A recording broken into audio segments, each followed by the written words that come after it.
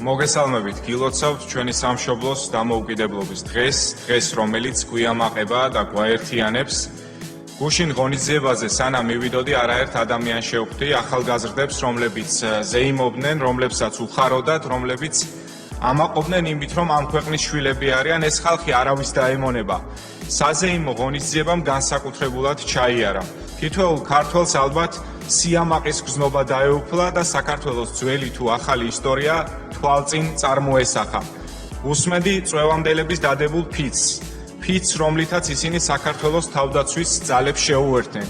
პირველი რესპუბლიკის გამოცხადებიდან 7 და დამოუკიდებლობის აღდგენიდან 34 წლის შემდეგაც ჩვენი ქვეყანა არის დამოუკიდებელი, თავისუფალი და სუვერენული სახელმწიფო. პირდაპირ შემიძლია ვთქვა, რომ გარე თუ შიდა მტრების სურვილის მიუხედავად გუშინდელი დღე შედგა, ისევე როგორც თანამედროვე ქართული სახელმწიფო, რომელიც აგრძელებს მშვიდობიან განვითარებას.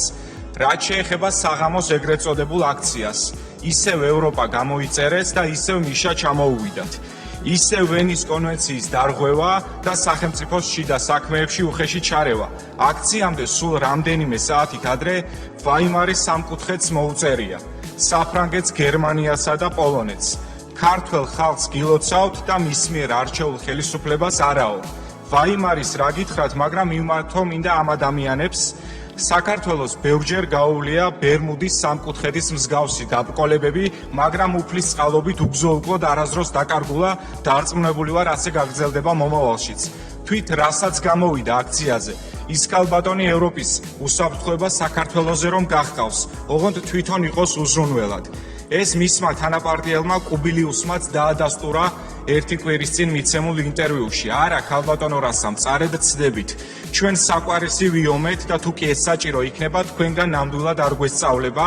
პირველი იყო საქართველო, რომელმაც საბჭოთა იმპერიას წინააღმდეგობა გაუწია და სწორედ ამ ბრძოლის მონაპოვარია 26 მაისი. პირველი იყო საქართველო საერთაშორისო მისიებშიც და არც ეს გვესწავლება თქვენგან. აქვე მადლობას ვუხდი ჩვენ საერთაშორისო პარტნიორებს, იმ ქვეყნების ლიდერებს, რომლებმაც გულწრფელად მოგვილოცეს ჩვენი ეროვნული დღესასწაული.